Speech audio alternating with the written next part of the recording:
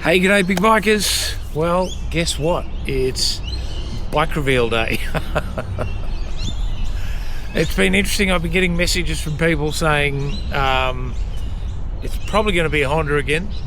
It's probably going to be DCT. DCT was kind of the common theme because people picked up on the twist and go theme from the scooter video. So, I've had people saying, is it an Africa Twin DCT? Is it an NT 1100, the new NT 1100 touring bike? Is it a Maxi Scooter? Is it a 750 Transalp? Now, I don't know whether they do them in a DCT or not, but people kind of picked up on the fact that it's a Honda and it's DCT. Well, there were some red herrings in there, I must admit, but the Maxi Scooter is probably the closest thing to it. So, and I'm going to introduce you to the biggest Maxi Scooter of them all. But for all of those that you're wondering, yes, it is a Honda. Yes, it is DCT. And let's have a look at the new bike. I'm putting the big back into Big Bike Adventures. So ladies and gentlemen, let me introduce you to the Honda GL 1800 50th Anniversary Goldwing. This is the non-tour edition, and I will explain the difference in a moment. But this is the version without the Jason recliner on the back. This is they call it non-tour, so if you have a look at Honda, they go, there's a tour model and the non-tour model. This is the non-tour model. I actually love the styling of this. Now, I have put a top box rack on the back, and that's for the top box for Miss Buttons. I'll talk about that in another video. But would you look at this? 1.8 litres, 7-speed automatic DCT, shaft drive. It's got this amazing double wishbone suspension at the front, which completely isolates the braking and suspension activity. It's actually tied together with a couple of tie rod ends to the handlebars, so there's no steering bearing, there's no triple clamps. And I know BMW do the telelever style, and it's been around for a while, but this double wishbone, everything I've read and everything I've heard is that it's kind of leading edge. Now, it adds weight. And as you can see, it's a big bike. I'm putting the big back into Big Bike Adventures. It's about 380 kilos as it sits.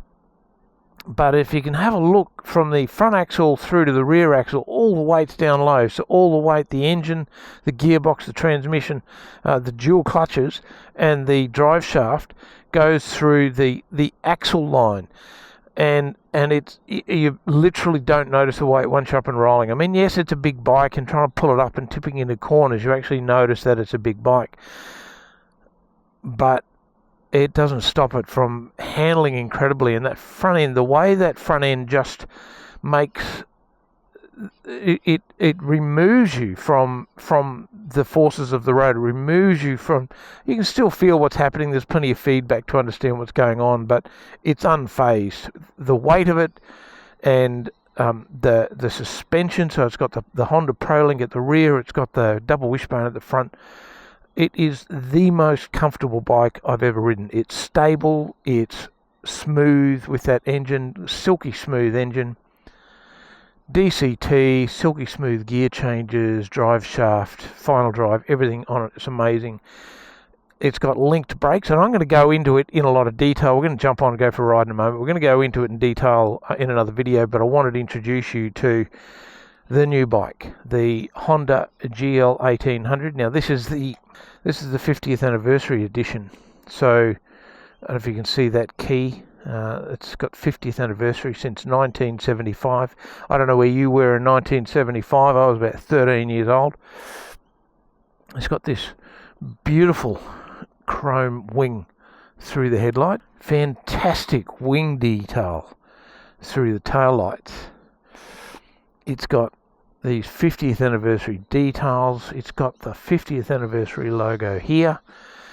It's just a beautiful bike, and there's a whole heap of other stuff. That's it. That's the new bike. It's a beautiful, beautiful piece of engineering, and My stable is now complete. I've got the 300 Vespa, the 901 adventure bike for off-road, and this 2-up touring beast.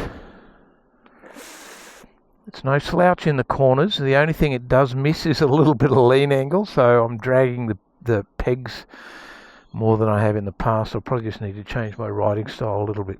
But look at that. Fat bottom girls. What a beautiful piece of equipment. A little grubby because I've been a little bit of rain, but that matte finish, that is just absolutely gorgeous. Alright, let's go for a ride. Get this nice little welcome from Honda. Honda Goldwing. Wireless Apple CarPlay. And that just connects automatically. So I've got it all set up. It's actually really interesting. Now, did you hear that?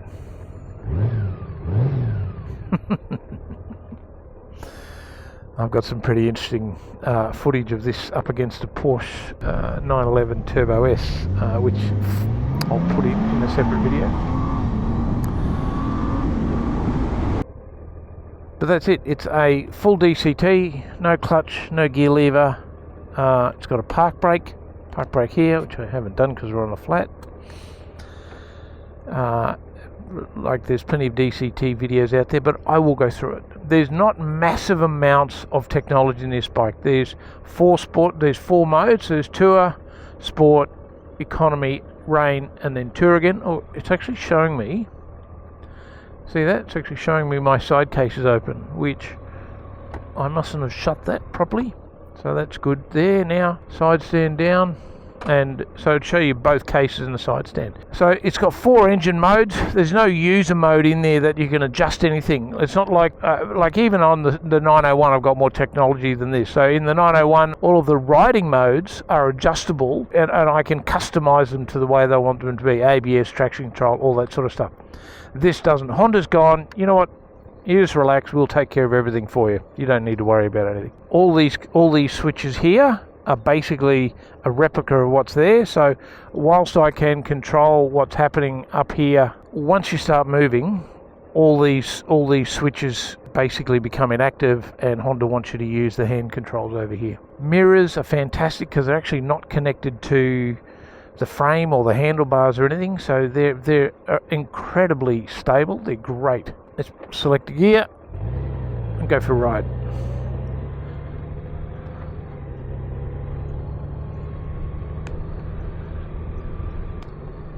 It's a Honda, right? So it's not the most technologically advanced, not the fastest. It doesn't make the most horsepower. It doesn't make the most torque, but it delivers everything in such a beautifully smooth way. The only way, and I've had this bike for about 3 weeks now, the only way I can describe the ride of this bike with any accuracy is elegant. It's a very elegant motorcycle. You can see here the double wishbone and the tire ends doing their thing down there. You watch as we go over this speed bump. Boom. Now you feel it on the bike, but it doesn't impact on the handlebars because it's not connected to the handlebars. I mean, it is connected to the handlebars, but it's kind of divorced from it. You know, it's operating separately. That means that when you grab the brakes, it doesn't dive at the nose. The suspension, so when you're tipped into corners and the road surface changes, absolutely unaffected by any of that. It's an incredible ride. It's without a doubt the smoothest, most comfortable ride I've ever had on a motorcycle. Now, you can watch YouTube till your eyes bleed, and pretty much every review, doesn't matter whether they're a BMW rider or a Harley rider or someone who's getting up onto a Goldwing for the first time, the first thing they say is, oh my god, that thing is just so smooth. Now you can see, like, I haven't touched the gear lever. There isn't a gear lever. I haven't touched the gear since I've got on the bike, and it's already up into 5th gear. So what I might do is I'll just pull up here. Nice that we've got the sun on the back so you can actually see, and I'll show you where to look. So we're in tour mode, in 1st gear. you just keep your eye on the gear shift. I'm not going to accelerate hard. I'm just going to ride off normally, and you watch it go through all 7 gears.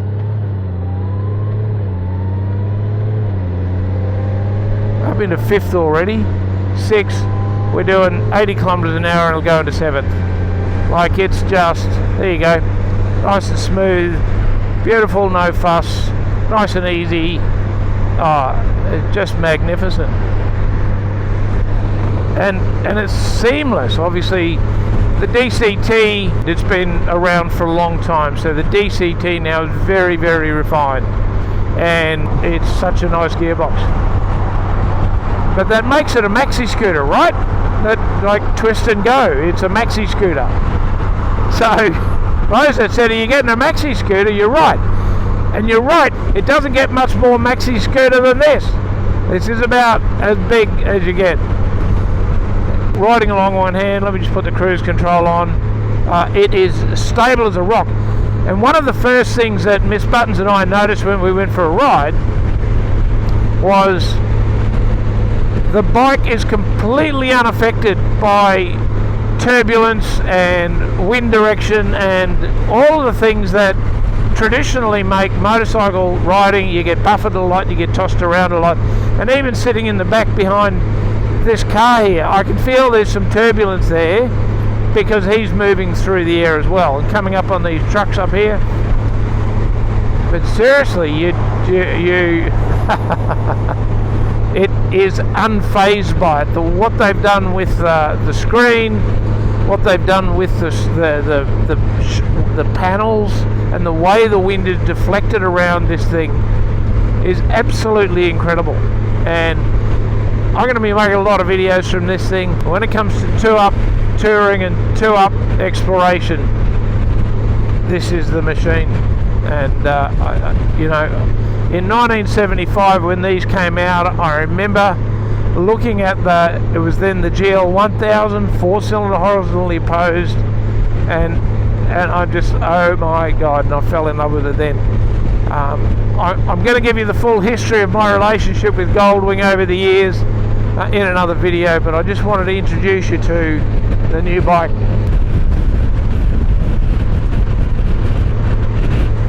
Fantastic. So that's it. Honda Goldwing 6-cylinder flat 6 full DCT. This is the Maxi Scooter of all Maxi Scooters.